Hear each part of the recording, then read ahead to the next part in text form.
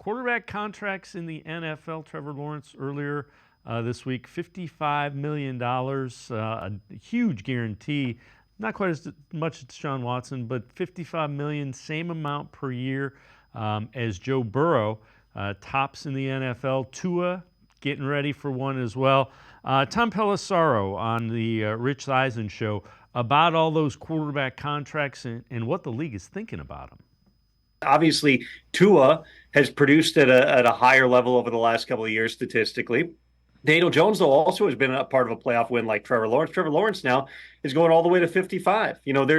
There certainly has been discussion within the league, Rich, among certain owners about even the idea of a quarterback cap, that at some point you want quarterback numbers to not go over a certain percentage of your salary cap. To my knowledge, that really hasn't gained traction, in part because so many teams have paid their quarterbacks. And if you went to suddenly an NBA model where all of a sudden you have the max and the super max, and there's really only a couple levels that guys can get paid at, it kind of changes the dynamics in terms of how you set yourself up salary cap wise and whatnot. So absolutely, there's been a discussion about exactly what you're talking about, which is, how are we paying this much money to this position and to certain guys just because they're the next one up? And that's where that Trevor Lawrence contract for some people is going to be one of those moments where Trevor Lawrence matching Joe Burrow as the highest paid player in NFL history, given a little bit of the inconsistency we've seen from Trevor Lawrence, the fact that he and the Jaguars did not play well down the stretch last year, it does give some people pause, but it's also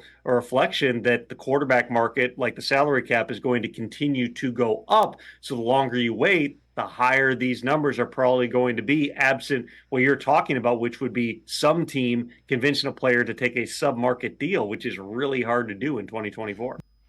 With that, let's welcome in Sam Monson from Pro Football Focus, co-host of the PFF NFL show. Sam, what about it? You know, when you talk about a salary cap for quarterbacks, collusion just comes to my mind, because the NFL, it seems like anytime they try to artificially control contracts in a pro sports league, you start hearing about collusion. Yeah, and obviously, some ownership might want that to be the case, but you've got to convince the NFLPA as well. You've got to convince the majority of players that that's something that they want and is worth bargaining for and is worth going after as one of their top priorities. And it seems difficult to imagine that happening. As much as quarterback money is going through the roof, and the same thing is true with a couple of other positions. Number one, that's benefiting players, and number two, it isn't necessarily taking money away from all of these other players. Like, the teams still have plenty of money to give away and to dole around the rest of that roster and to assign to all of the other players, to the point where I don't see, every other position in the NFL banding together and saying, we've got to do something about these quarterback contracts. They're getting out of control. So, yeah, look, we may be in a world where the quarterback contracts are incredibly high, and they're only going up, and they're starting to look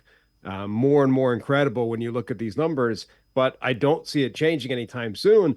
And also, analytics, data says that actually, if you look at kind of the percentage, the relative value of the quarterback to every other position, even with the current numbers, they're still underpaid relative to the actual impact that they have on winning and losing games.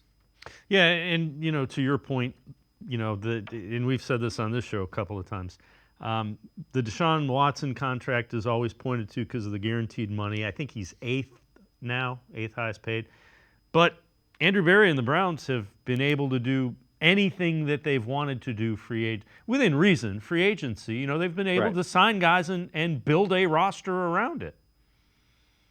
Yeah, and Mahomes is another great example. You can do things with quarterbacks on a giant contract.